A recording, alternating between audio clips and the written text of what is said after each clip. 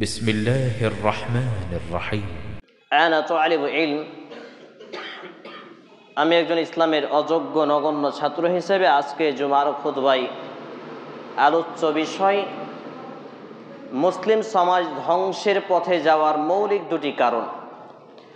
উল্লেখিত বিষয়ের প্রতি পবিত্র কোরআন এবং সেই সুন্দর আলোকে গুরুত্বপূর্ণ তথ্যবহুল বিবরণের আপ্রাণ প্রচেষ্টা রাখছি ইনশাআল্লাহুল আজিজ। ওয়া মা তৌফিকি ইল্লা বিল্লাহ, আলাইহি তাওয়াক্কালতু ওয়া ইলাইহি উনীব। বর্তমান সিচুয়েশনে বলার অপেক্ষা রাখে না যে মুসলিম সমাজ ধ্বংসের দ্বার প্রান্তে পৌঁছে গেছে চারিদিক দিয়ে।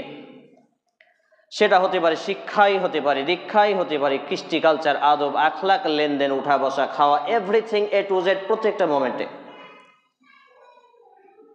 আর এ কথাও কেউ অস্বীকার করতে পারবে না যে মুসলিমরা মূলত Aadhaar card, voter card, PAN card, ration card, digital card, যে এ টু জেড ডকুমেন্টস রয়েছে, এর মধ্যেই মুসলিম সীমাবদ্ধ।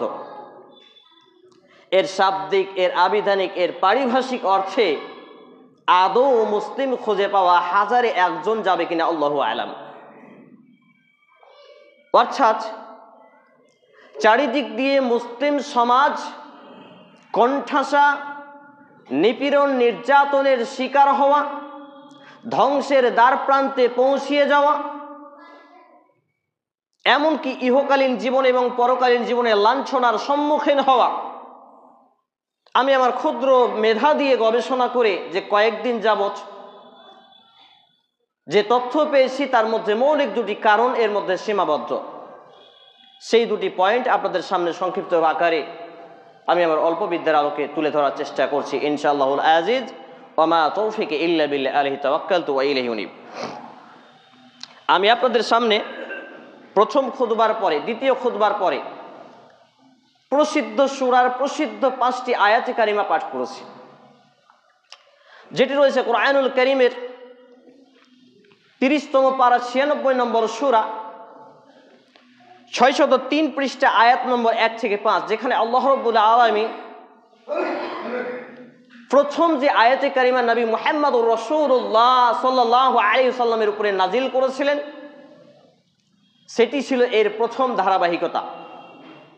অর্থাৎ ওহিয়ে মাতলু কোরআনুল কারীম জিবরিল আলাইহিস সালাতু ওয়াস সালামের মাধ্যম দিয়ে নবী করিম সাল্লাল্লাহু আলাইহি ওয়াসাল্লামের উপরে the first most important topic and subject হিসেবে যে আয়াতে কারিমা আল্লাহ তাআলা পৃথিবীর বুকে রিলিজ করেছিলেন, নাজিল করেছিলেন, সেই সূত্রপাতটা কি ছিল আমরা যদি একটু দৃষ্টি দিই, সেটা ছিল ইকরা। সেটা ছিল ইকরা, পড়ুন, রিডিং, যেটাকে বিভিন্ন ভাষায় বলা হয় শিক্ষা, শিক্ষা, এডুকেশন, এডুকাটম, এডুকেয়ার ইত্যাদি। অর্থাৎ আল্লাহ রাব্বুল আলামিন আকিমিস সালাহ, ইতাইজ যাকাত ওয়াল হজ্জ ওয়াস সাওমে রমাজান এই বলে আয়াতে কারিমা নাজিল করলেন না। শুরু করলেন ইকরা দিয়ে, শুরু করলেন পড়ুন দিয়ে, শুরু করলেন পড়ো দিয়ে, শিক্ষা দিয়ে। এখানে একটি গবেষণামূলক তথ্য আমরা অনেকেই যারা খুতবার মঞ্চে খুতবা দিই, বক্তব্যের স্টেজে বক্তব্য দিই, এরাই বুঝি না, সাধারণ মানুষ তো অনেক দূরের কথা। এই জন্য আমি বলি যে আমাদেরকে নবী করিম সাল্লাল্লাহু আলাইহি ওয়াসাল্লাম, আমাদের ছেলে মেয়ে সন্তান সন্ততি যখন 7 বছর হয়, 7 থেকে 10-এ পদার্পণ করে, মুরু আউলাদুকুম বিসসালাহ, তোমাদের সন্তান সন্ততি যখন 7 বছরে আসে তখন তাদেরকে সলাতের আদেশ করো। তাদের বয়স যখন 10-এ চলে আসে তখন তাদেরকে সলাতের জন্য হালকা মৃদু আঘাত করে, প্রহার করে সলাতে বাধ্য করো। তাহলে 1 থেকে 7 বছর বা 1 থেকে 10 বছর পর্যন্ত যে গ্যাপিং, যে স্পেসটা, এই সময়সীমাটা প্রত্যেকটা মুসলমানের উপরে, প্রত্যেক মুসলিম নর নারীর উপরে যে বিষয়টা ফরজ ছিল, সেই ফরজ ইবাদতটা কি বলুন? বোঝাতে পারছি না। আমাদের উপরে সলাতের বিধান ফরজ হলো কবে? যখন আমার আপনার বয়স 7 থেকে নিয়ে 10 বছর পর্যন্ত। তো এই গ্যাপিংটা 0 থেকে নিয়ে 10 বছর বা 9 বছর আগে পর্যন্ত, 10 বছরের আগে পর্যন্ত, এই সময়টা আমার এবং আপনার জন্য সর্বপ্রথম ফার্স্ট ইবাদত হিসেবে কোন ইবাদতটা ফরজ করা হয়েছে? বুঝতে পারছেন আমার ভাষা? প্রথম ইবাদত তাহলে ইসলামের সর্ববৃহৎ এবং সব থেকে প্রথম ইবাদত যখন মানুষের মধ্যে মুসলমানের উপরে ফরজ হয় সেটা কি?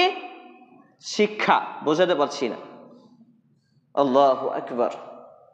এই শিক্ষা দুনিয়াবি ক্ষেত্রে আমরা খুব ভালো বুঝি। এই যে মার্বেল টাইলস দেওয়ালে লাগিয়েছি, এটা শিক্ষা ছাড়া সম্ভব হয়েছে? মিস্ত্রি জানে, শিক্ষা অর্জন করেছে, তারপর লেবার দিয়ে হয়নি। এই যে ফ্যানটা ঝুলিয়েছে ইলেকট্রিক মিস্ত্রির জন্য। আমি যে মাইক চাই কথা বলছি, এটা জানকারি মানে শিক্ষা নিয়ে। এই জন্য আমি বলি শিক্ষা ছাড়া দিনও চলবে না, দুনিয়াও চলবে না। কিন্তু আমরা দুনিয়া চালাতে চাই শিক্ষা দিয়ে, আর দিন চালাতে চাই ভিক্ষা দিয়ে। এই হচ্ছে আমাদের চরিত্র, নেচার। তাহলে আল্লাহ পাক রব্বুল আলামিন ইকরা শব্দটি নাজিল করলেন কেন? এইটা নিয়ে আমাকে এবং আপনাকে, এই যে মেধা, এই যে কমন সেন্স, এই কমন সেন্স দিয়ে আমাকে এবং আপনাকে বিবেচনা করতে হবে। এই যে আল্লাহ তাআলা ইকরা শব্দটি ফার্স্ট টাইম রিলিজ করলেন কেন? এর পূর্বে তিনি কেন আকিমিস সালাহ, সালাত কায়েম করো এ কথা বললেন না? এটা এই যাকাত প্রদান করো এ কথা কেন বললেন না? কেন বললেন ইকরা বিসমি রাব্বিকাল্লাযী খালাক, খালাকাল ইনসানা মিন আলাক, ইকরা ওয়া রাব্বুকাল আকরাম আল্লাযী আল্লামা বিল কলম আল্লামাল ইনসানা মা লাম ইয়ালাম। কেন বললেন? ছোট্টবেলায় ক্লাস যখন 2 এ পড়তাম, তখন আমার শিক্ষক আমাকে বলতেন যে লেখাপড়া করে যারা গাড়ি ঘোড়া চড়ে তারা। তখন ঘোড়া গাড়ি ছিল, আমি দেখতাম যে যারা লেখাপড়া করেনি তাদেরও ঘোড়া গাড়ি ছিল। তা আমি সেটাকে পাল্টি মেরে বলেছিলাম যে আপনার থিওরি ভুল স্যার, লেখাপড়া করে না যারা, চোখ থাকতে অন্ধ তারা, এটা হচ্ছে সঠিক। কিন্তু লেখাপড়া করে যারা, গাড়ি ঘোড়া চড়ে তারা, এই থিওরি ভুল। বাস্তবে একটা দৃষ্টি আমরা যদি দেখি, ছোট্ট একটা বাচ্চা মাদ্রাসার হাফেজ হয়েছে, কোরআনুল কারীম পড়তে পারে, মানে সে লেখাপড়া করে বলে আরবি সে অনর্গল পড়তে পারে। আমি এবং আপনি লেখাপড়া না শিকার ফলে মনে হচ্ছে কি যেন মন্ত্র লেখা আছে, পড়তেই পারছি না। হয় না আমাদের সমাজে? তাহলে আল্লাহ রাব্বুল আলামিন 30তম পারা 603 নম্বর পৃষ্ঠা 96 নম্বর সূরা আয়াত নম্বর 1 থেকে 5 নাজিল করে মুহাম্মদুর রাসূলুল্লাহ সাল্লাল্লাহু আলাইহি ওয়াসাল্লামের উপরে এবং তামাম বিশ্ববাসী মানবতার উপরে যে বিধানটি রেখেছেন ফরজ ইবাদত, সেটা হচ্ছে প্রথম ফরজ ইবাদত হচ্ছে শিক্ষা। এই শিক্ষাটাকে আমরা আবার 2 ভাগে বিভক্ত করেছি। একটা হচ্ছে পিওর এডুকেশন এবং একটা হচ্ছে যেটাকে আমরা সহি এডুকেশন বা সুশিক্ষা বলি, আর একটা হচ্ছে ভেজাল শিক্ষা বা কুশিক্ষা। এই কথাটা আমরা এজন্যই বলি মূলত যে শিক্ষার নামে অনেক জালিয়াতি, অনেক ভণ্ডামি, অনেক নোংরামি, অনেক জাহালাতপূর্ণ কার্যক্রম আমাদের সমাজে চলছে।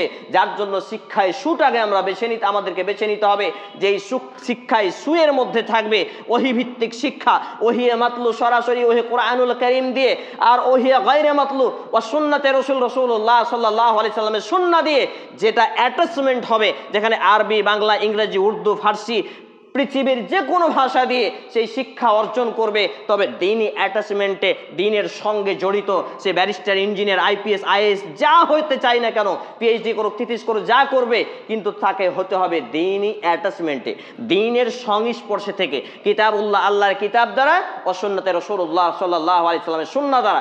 এই শিক্ষার ব্যাপারটাকে আমাদের মতো কিছু ব্যক্তি, হুজুর মানুষ, এরা আবার শুধু মাদ্রাসামুখীকে এই শিক্ষা বলছে, আর এই দুনিয়ামুখী শিক্ষাকে শিক্ষা প্রাধান্যতা দিচ্ছে না।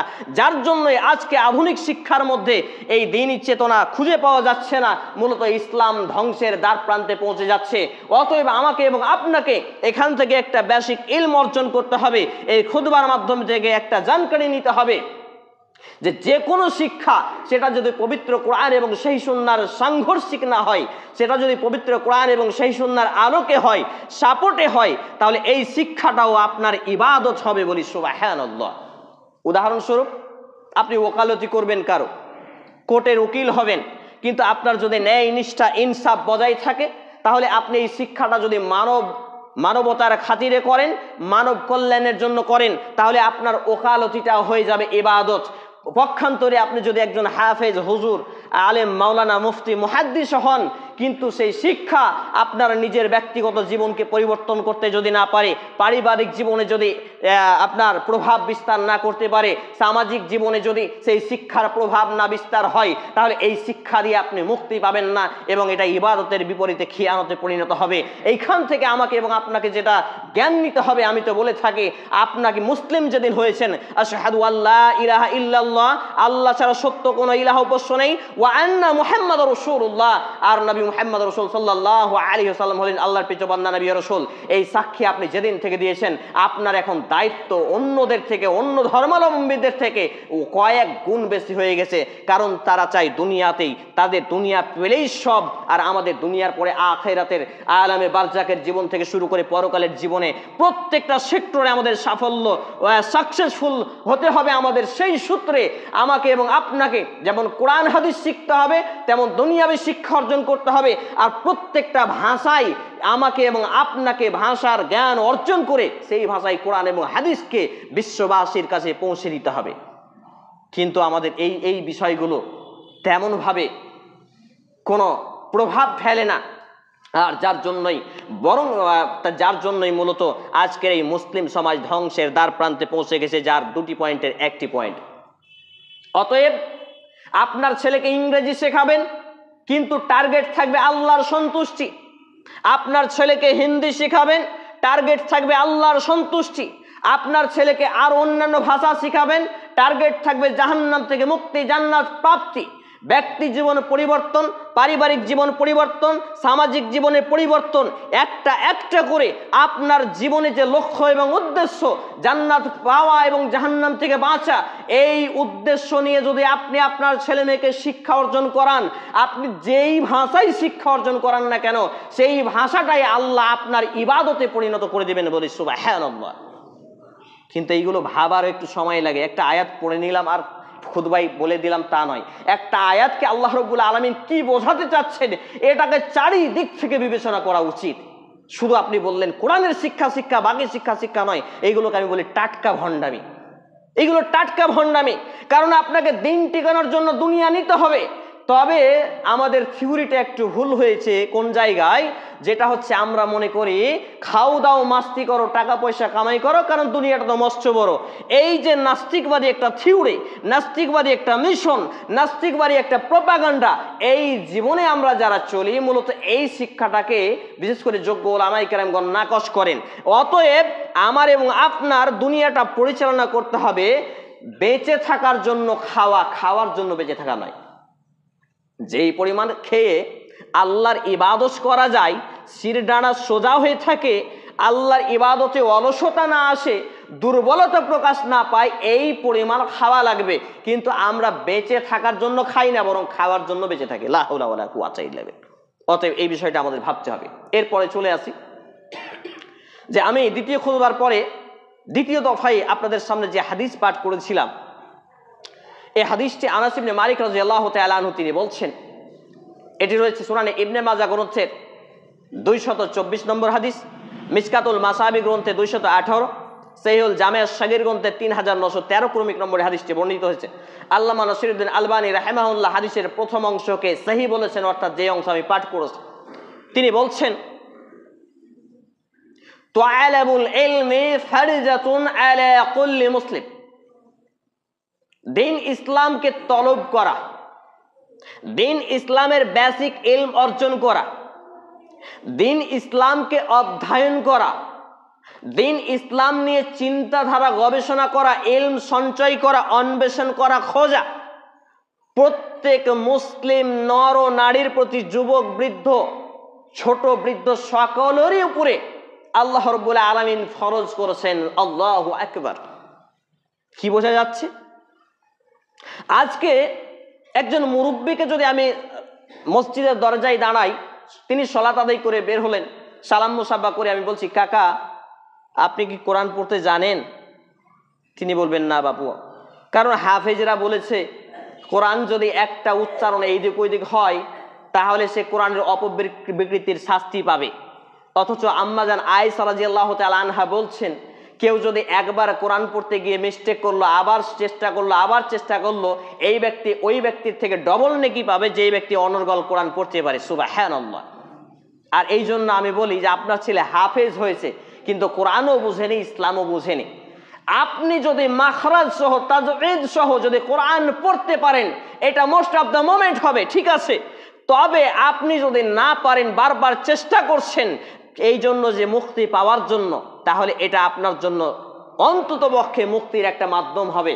কিন্তু দুর্ভাগ্যজনক ক্রমে এই হাফেজ নামের এই জালেমরা, আমার কাছে দলিল আছে এই জন্য বলছি, এরা আবার কি করছে, মানুষকে কোরআন বিমুখতার জীবন দিচ্ছে।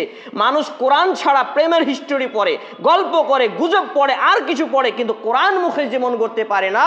এই ব্যাপারটা নিয়ে তাদেরকে ভাবনার মধ্যে আনে না, কারণ তারা ব্যাপারটাকে নিয়ে এইভাবে রেখেছে যে কোরআন যদি একটা শব্দ হেরফের হয় তার মানে বিকৃতি হয়ে যায়। বলুন, ইমাম সাহেব যখন সূরা পড়তে গিয়ে অনেক সময় সূরা আটকে যান না, তাহলে ইমাম সাহেব অপবিকৃতি করছেন নাকি? একটা আয়াত পড়তে গিয়ে আরেকটা আয়াত টপকে যান না? আল্লাহুস সামাদ। তাহলে কোরআন এবং হাদিসকে আমাদের সামনে কঠিন করে তুলে ধরা হয়েছে। এইটা মুসলিম সমাজ ধ্বংসের দ্বার প্রান্তে একটি ব্যাপার চলে যাচ্ছে। আলহামদুলিল্লাহি রাব্বিল আলামিন।